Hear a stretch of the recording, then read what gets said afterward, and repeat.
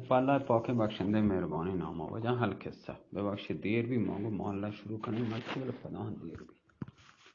حل قصه وجه نی همشه شما واجه همه پیما وشی وجه خبر کت واد متا او خبر کت نی کجا چی کم مسترات شروعی کنو چا او کم مسترات شروع که تقریب مفهوم کلم قاما بیای نه ما چاوده چیرات شروع کده چون که شی مطربان خوش الان مشغول نواختن سازهای رنگارنگ بیتن و چنگ و عود و ساز و سرنا هر پیم جد تنبوره گو بالاخره سرود و بگر بدار تمام چیز جت آزمان گباری ساز سرود چه نمونه هسته جتن تا بالاخره خوش آوازان گانا جت ساکیان ما رو مشکین میدیم ناچ کت ساز جت مطرب به زله گوی خوش الهان یعنی خوش آوازی یعنی شعر وان ترانه وان چون که سر امیر اصلان چه باده که نرم گرم بید دی میگم ملک اقبال شاه کت و گوشت حمد کنو خدایا که آ قدر زنده مانته تا تمام دشمنان و تیگان و شمایگان دفت بکنیم و الحمدلله دیگه دشمنی پیش رو نیستن نیمارا و زحمتانی که ما کشتن هیچ بهدر نرفتگن ملک اقبال شاه و قربان ببون تمام ما شکر کنیم که الحمدلله ای زحمت و سختی که در ای مدت 3 سال با وجود تی عزیزین وارد بیتا یعنی الحمدلله سلامت مانتیم و با مقصود هم رستیم هیچ زانه که در این 3 سال چه هنرهای چه دست پنجه مردانگی یا تاییگ با ظهورت که ظاهر بیت یکی جهان در 100 سال در کره در قوت کسی نبیتا کله با کله اپریتان و آهر منان کاف بجانتین سکه مردی چه شرق دن غرب عالما بجانتین به نام واد 100 سال دیگه در تمام خاک پریزاد و شیران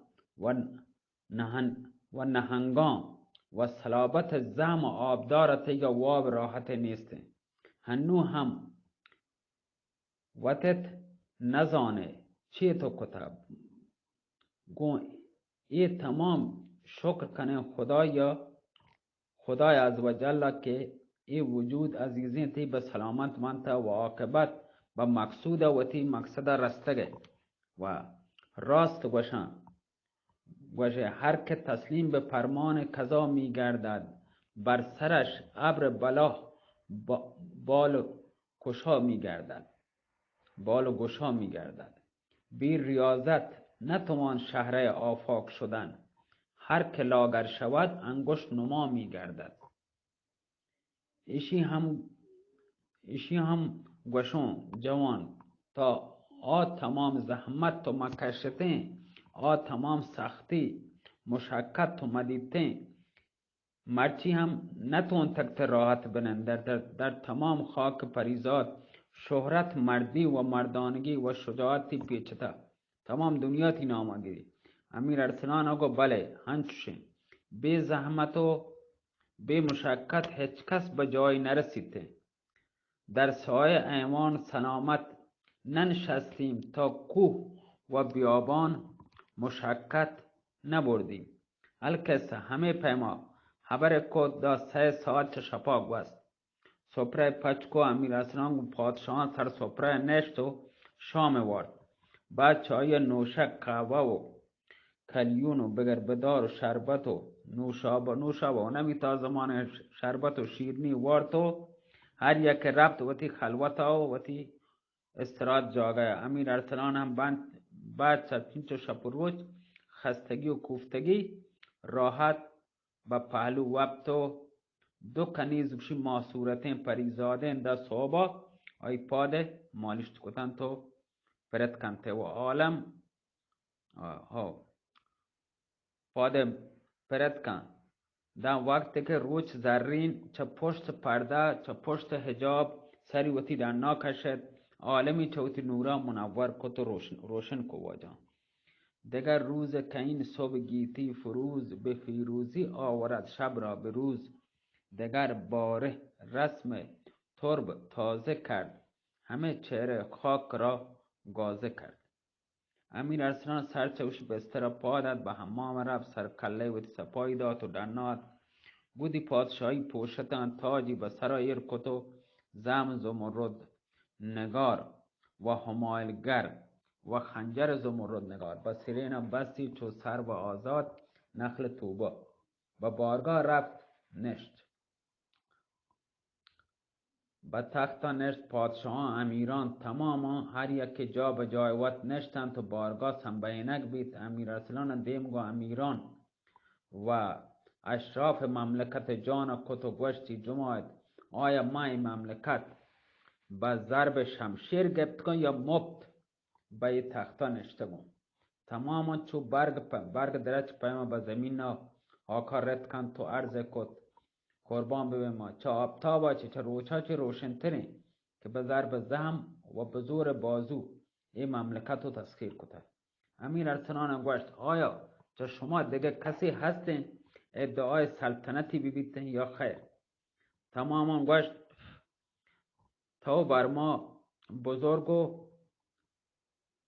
تو مای بزرگ و پادشاهه و هر کسا پادشاه بزرگ مای بکنه ما اطاعت کنه تیم آی فرمان بردار بین تا صبح قیامت نسل به نسل فرمان برداری زانه وتی. امیر ارسلان گوشت پادشاه شما ملکه آفاق ما منیر هستی ولیکن آی هنی جنین ملک شاپوره و باید به شهر پازار بیاتی. رای منی همیشه یعنی هوت رای منی همیشه که پیر زاهد به عنوان پادشاه و بزرگ شما از طرف مامونیر نایب بیته با خدای 18,000 عالم اگر به قدر یه سر میده به خلاف رای پیرمرد عمل بکنی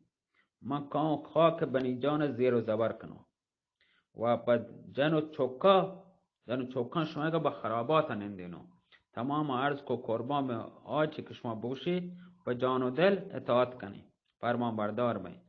اگر به مذهب تو خون عاشق است ما با صلاح ما همه آن است که آن تو راست صلاح. هر کسا به ما سر بزرگ و پادشاه کنه ما تمام قبول داریم و اطاعت کنه چایا خاصه پیرمرد زاهد که تمام رضا آیی ما طالبیم طلبگانی که آمه پادشاه و مستر بید. امیر ارسلان آفرین گوشت و دست پیر زاهد گپتی به تخت سری نندند و تاج ملک جانشاه به سر آیی ایرکو تمام مبارک باشد گوشت و سلام منعقد کت و خطبه واند و سکه به نام مامونیر جد. امیر ارسلان گوشت هر سال باج و خراج مملکت جان باید با مامونیر برسیده و وقت نظم و نسک مملکت جان وطیگا درست کنده و به پیرمردی زایدی سفارش بازن کت بعد چایی آصف وزیر طلبی کت و گوشتی در تدارک سفر ببین که حرکت کنیم برندگه گیشتر نندگ مردم کار زندگی هستین. آصف وزیرم عرض کو به چما دنا رب به تدارک مشغول بید. امیر ارسلان هم دعصر ما بارگاه به امر مملکت مشغول بید. القصه مدت 1 هفته به مملکت جان به سر برد. همودا روز هفتم آصف وزیر به بارگاه رفت عرضی کو قربان ببون تمام سپاه حاضرین. امیر ارسلان گوشت باند صبح لشکر حرکت کنی. ما منیران خبر کد ماتا و تیگا گو کنیزان غلاما و تیگا که به همراه آوردن و با اسرا هما روچگا امیر ارسلان همه که چه بارگاه پادت مرکب اسبی لوٹائن طلبی کو به اتفاق ملک اقبال شاه ملک شاهرخ شاه ملک شاپور آصف وزیر و وزیر ملک شاپور و وزیر ملک شاهرخ شاه و تمام وزیران و امیران با اردو جمع بیتن، اسما سوار بیتن، با اردو رفتن. ما منیر و کسانی هم گوهماهور رفتن با اردو. امیر ارسلان حکم رحیل فرمایش کو داتی، سپاه در تدارک روگ آماده ببنده. آشپ همودا گوازند اردو روچ دیگه سپاه کوچ کو حرکتی کو. پیر مرد زاهد گم بزرگان مملکت جان دا آخر خاک بنی جان با راشونی آنی همراه بید. امیر ارسلان تمام بزرگان خلعتی داد و نوازشی کتن و ترین تنتی و وقت گو امیران بیابان پا بیابان رفتن تا پس چه یک ماه به مملکت دشت پازر رستن. ملک شاپور کسی به خدمت وتی مات منظر بانو دیم دا و به خبر دایگ واسطه که ملک ارسلان در حال پیدا گه که منظر بانو آچه چه برای پیشواز لازم ببیته مانند تبل و علم و کرنا و نکاره خانه دیگه وسایل به استقبال دیم بدن. شهر هم به سنبینی و ایان و اشراف مملکت به استقبال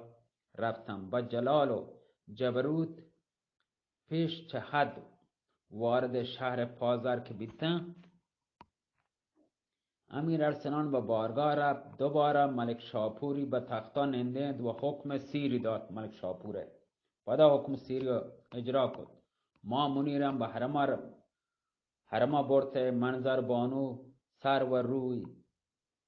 و رو ما منیر چکتن تی به تدارک سیره گا مشغول بیتن. امیر ارسلان یک هفته در شهر پازر ماند. شب هفتم ماه منیر گو هما تراک و دستگاه و ساز و سرنا تمام چیزا گم وجه به دست آی سپرد بید تو وجه ما مشکل خیر. ششم گوش داریم و پای علامت داتا چهارم چه نت مکت بیتون آنتین سلامت باتی الله میره. آنتینا کتن چهارم مشکل چیه سلامت باتی الله میره.